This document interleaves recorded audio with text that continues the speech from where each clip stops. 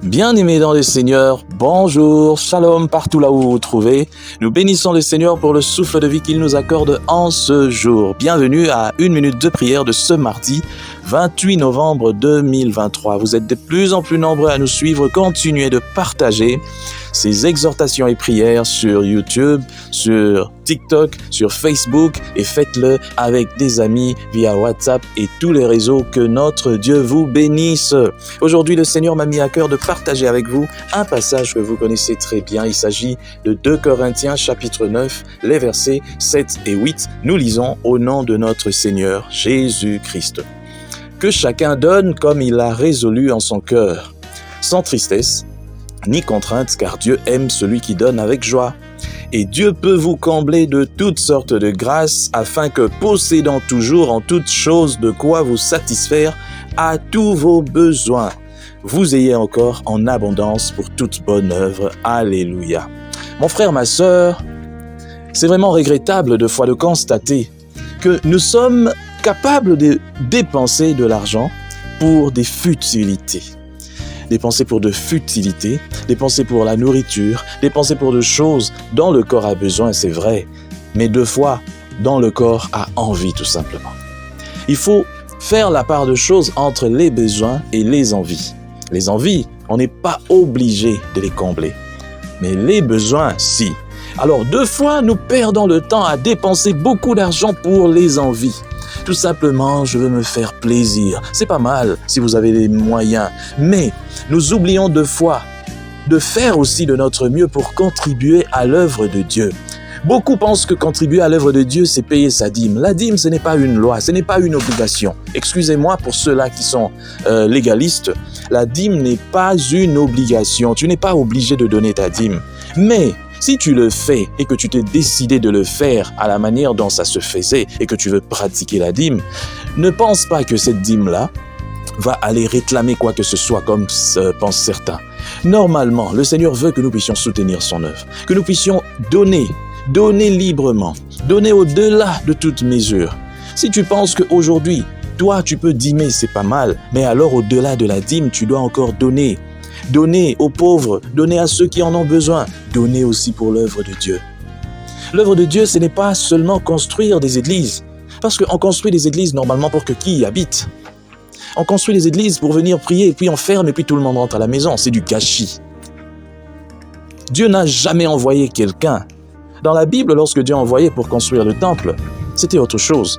Parce que, en réalité, Dieu avait besoin que son peuple sache qu'il est là. C'était une façon d'instruire son peuple. Il fallait quelque part où on devait placer l'arche, où on devait... Donc c'était ça. Mais maintenant, avec le Saint-Esprit, les églises sont ces personnes vivantes. Tous ceux-là qui possèdent le Saint-Esprit sont des églises. Nous devons investir dans ce genre-là, dans nos frères, dans nos sœurs. Celui qui dit qu'il est chrétien, mais qui n'investit pas dans son frère, dans sa sœur, mais qui se précipite pour aller donner de l'argent pour la construction, est en train de faire mal. Je le dis bien, à haute voix, tu fais mal. Si ton frère qui est à côté, ou un frère, une sœur, une maman de l'église, que tu vois une famille en train de souffrir, au lieu de les aider à trouver une maison, au lieu d'aider cet homme à trouver un travail, mais tu prends 30 000, 50 000 $ pour aller donner pour la construction d'une église, ne pense pas que Dieu est en train de t'applaudir. Au-delà de la construction d'une église, il y a l'évangélisation. Beaucoup de chrétiens ne s'occupent même pas de l'évangélisation. Moi, ça m'écoeure. Parce que, en réalité, si aujourd'hui, nous connaissons Jésus-Christ, si aujourd'hui nous pouvons nous dire que voilà, nous sommes des chrétiens, nous sommes des enfants de Dieu, nous avons la connaissance, c'est parce qu'il y a des gens, des missionnaires qui ont quitté très loin chez eux, aux États-Unis, en Angleterre et partout, qui sont venus ici, en Afrique, pour évangéliser. Et c'est à partir de leur travail que nous, aujourd'hui, nous avons l'évangile et la connaissance. Dieu s'est servi d'eux. Mais pour qu'ils viennent ici, il a fallu qu'ils dépensent de l'argent. Il a fallu des moyens énormes. Il a fallu que les gens mettent des moyens. Ne négligez pas de contribuer pour l'évangélisation. Moi, je me suis toujours dit, Seigneur, tu m'as appelé. Tu m'as donné une mission. Mais Seigneur, j'ai pas les moyens pour faire tout ça. Il n'y a que toi qui peux aussi envoyer ces gens. Je ne peux pas être là en train de demander aux gens, venez contribuer, j'ai besoin d'argent pour faire ceci. Non, Seigneur, moi je ne ferai que prêcher. C'est toi qui dois m'envoyer des gens. Mais Dieu n'enverra pas des gens au hasard. C'est pour cela, il veut que vous Puisque vous êtes déjà là, vous les chrétiens, vous devez aussi le faire. Mon frère, ma sœur, lorsque tu prends ton argent, tu vas donner pour une œuvre évangélique, comme par exemple Restés Unis. C'est pour pousser Restés Unis à encore publier ces choses, à encore envoyer cette exhortation tous les jours jusqu'aux confins de la terre, à traduire cette exhortation dans toutes les langues. Nous avons la possibilité aujourd'hui de traduire la même exhortation en 10, 20 langues, mais il faut de l'argent. Ça se fait automatiquement, mais on paye pour ça. On paye et c'est beaucoup d'argent.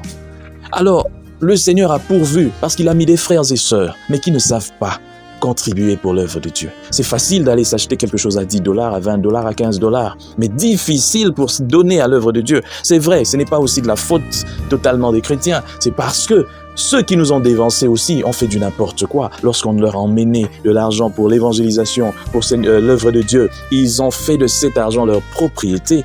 Ils ont construit avec cet argent. Ils ont envoyé des enfants dans des universités à l'Occident. Ils ont fait ceci. Ils sont devenus des hommes riches avec l'argent d'autrui. Je dis bien l'argent d'autrui parce que toi, pasteur, l'argent qu'on te donne, si quelqu'un vient dire, pasteur, ça je te donne, c'est pour toi, c'est autre chose. Mais si quelqu'un contribue pour l'œuvre de Dieu, tu dois prendre cet argent, tu dois t'en servir pour l'œuvre de Dieu. Et l'œuvre de Dieu, c'est aussi aider les orphelins, les veuves et puis toutes ces personnes. Mais on te donne l'argent, tu veux toi-même seulement être bien avec ta famille, avec tout ça, mais tu regardes les autres, tu t'en fous. Tu lui dis de prier. Quelqu'un qui vient chez toi, qui a faim, toi tu lui dis de prier. Tu es mauvais.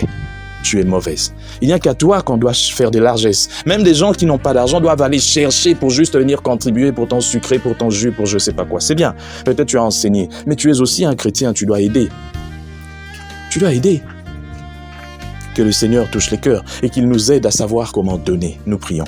Seigneur, merci, car tu nous ouvres les yeux encore aujourd'hui. Tu veux que, Seigneur, nous puissions contribuer pour ton œuvre. Seigneur, fais taire le côté humain qui cherche à ce que nous seulement nous soyons bien, que nous soyons sans problème, mais que nous nous foutions éperdument des autres. Aide-nous, Seigneur, à toujours voir aussi les autres, voir leurs souffrances, voir leur misère et à contribuer pour ça.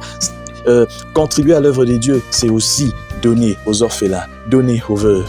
C'est aussi apporter de l'aide à ces familles qui n'ont pas de logis, qui ont des difficultés. C'est savoir nous soutenir les uns les autres, en tout et pour tout. Au nom de Jésus-Christ. Amen. Chers frères et sœurs, dans le Seigneur, vous avez l'occasion de servir Dieu avec votre temps, avec votre intelligence, mais aussi avec vos moyens. Soutenez Restés Unis dans 1 minute de prière chaque jour. Écrivez-nous, envoyez vos dons ici. Que Dieu vous bénisse.